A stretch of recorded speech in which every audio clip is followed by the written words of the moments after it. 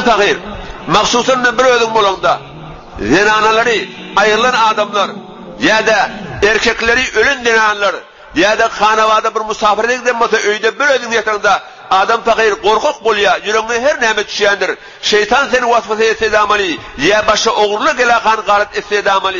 Şonna Resul-i Ekrem sallallahu aleyhi ve sellem ayıttı ya, bir adam yetma kadiye audu billahi mineşşeytanirracim okuyda, hiçbir mevcuttan şana zarar gelmir diye. Bir Allah'ın önünde gelamasa. Allahu Tebarek ve Teala da ki hadi şunu boyun alıptır ki her kim şunu okuyda men ferişte tamam amur ederim deyiptir. Doğruların hevra kıyıska kelime ken mezayat vardır. Ya da her kim yatanına korku derelgelerim hadiyen suratını audin ayette de oluyor. Bir uzdirrat kelime. A'udu bi kelimatillahi tamme min gadabihi ve iqabihi ve şerri ibadihi ve min şerri hemezat şeyatin ve yahdurun den. Allahu Tebarek ve Teala hemmelattan saklar diye. Hatta Abdullah bin Amr diyen adam Olukan oğullarına şu kelimeyi talim veriyormuştuk ki sahabi olsun. Ve küçücük oğullarını yadıp boyundan dakıyamıştık. Gelin Müslüman oğulları, siz de öğrenin şunu. Oğulcuklarınızdan korkuyan mısınız? Yüreği havlayan mısa? Akşam yatmayan mısa? Ağlayan mısa? Bilmeden bir karar bulayan mısa? Olukan mısa öğrenin. Küçücük mısa barın ahun nedirler? Ya öğrenin hatta. Şon yerden boyundan asın. İnşallah Tebarek ve Teala Huday şoları hemmetten emniyet taklar. Avudini şen okuymak Müslüman oğullar hemmeladın şerrinden saklayandır. Şeytanın vatanını saklayandır. Ey ayallı oğullarım, eşte otururlar. Ey erkekte oğullarım, bizi cadulattırla, bizi doğa beriptirle, oğullarımız bolmaya, gıyıllamızın baktı açılmaya, canımız sağ bolmaya, işimiz olmaya diyakani, ya başka bir dağıtları, bahane edakani, telençi koymani, porkançı koymani, cadugeri koymani, aylınıp pulunu di, pette olup berip dailap börmen. Gel bizim dermanımız Allahu Tebarek ve Teala elam ediptir. Resulullah elam ediptir.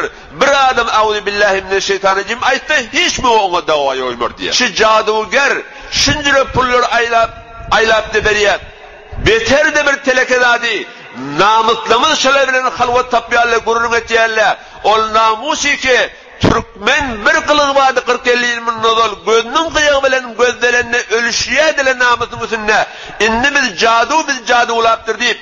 Ol cadudan ol caduva aylanıp da kıyılamız gül yancak oğluncuklamız şöyle halvat sıkat tapotuyla gururun edivotuyla. Gelin şöyle iyi vermeliyin, gayratlı olayliyin. Bir audu dediğin hem meladım dermanıdır. Hatta ki Huday sakladın.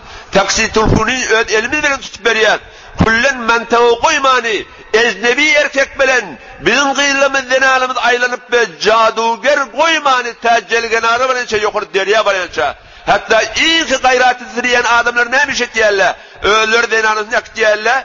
Cadugerin öynün taşından başını yaplanıp doğurla. Ne deyip ben kıyılım ya denanam caduger bilen bile oti. Barıp doğa almana var diye gayratlıyımızda şu Müslüman da olur. Bizim hiç muğa Türkmenin ve İslam'ın şe'ninde değildir. Kullen hem şeriatta haramdır. Bir öye gıyra kanı bir erkek bir melheyin oturmaklığı. Haram yaptır hevre. Bir gün Faruk Ekber Hazreti Ömer radıyallahu teala anhu hıyabanın geçip bariyanmıştık. Hıyabanın geçip bariyağa hıyabanın kuşetinde bir hele bilen bir erkek gurruna devoti. Görün Hazreti Ömer'in gayratını Sedri İslam'da İslam'ın güçlü vatınına minciren namahrem melek iki namahremin kaçışmaklık imkanı az vaktinde da onda da Hazreti Ömer bariyada şu erkeğin kulağını ırrat şapık bilen vuruyor. O erkek ne mi diye? Ey Ömer, ey halife-i müminin diye. Sen ne mi ben kulağıma vurdun diye. Ona ne mi deyip dinana bilen gurur edip otuyorsun senin yerine? O adam ne mi cevap veriyor? Ömer öz dinanam diye. Ömer ne mi diye cevabında? Sen dinanan olsa diye ne mi merdim şirket alayan? Git kabatrakta gurur et diye. Yankı oğlun ağlat ne mi diye? Ömer diye. Men teyze kafirlerin elinden dinanan melek Mekke'den hicret edip kaçıp kayıttım İslam'dan yana diye. İnne hayfeyde sükunet tafaylayıp şunu fikredip otayım diye. Hazreti Ömer şeydini yimşakani bariya elinden oşaya malından oşaya. Sen eşi meyanet edersin beni vurursun diye. Ya olmasa da radiyip olursun diye. Hulasa şan şatadan radiyet bayırlıya. Hedef Müslüman da olur. Görün ne kadar Hazreti Ömer'in namus serek durup bilmeyerliğini. Musulman da olur. Bizim rehberimiz kim? Rehberi dinilimizden ders alacak bolayım. Neyki fasık bolup duran adamlardan, hıyabalardan ders alacak bolmayın. Hıyabalların reftarı bizim sermeşkimiz nedir? Hıyabalların reftarı bilen kıyamette bize hesap edilecek nedir? Ömer Faruk, Hazreti Siddiq Ekber, Osman-ı Zünnurayn, Ali Kerramallahu ve şunun namı sereklinlemiş eteceğimişler. Şolardan ders alacak bolayım. Gelin ecnebilere barmayın ve dinarlarımızı iyi vermeyin. Allahu Tebarek ve Teala Resul-i Ekrem sallallahu aleyhi ve sellem behterin dermani oturan yerinde minnete çekmelle pulca harcetmelle eûzü billahi mineşşeytanirracim. Yürüp birini okuy hatta bilmeyenimiz de yok. تبثي الأنساما فضيوفك أهدوك وئاما ورياض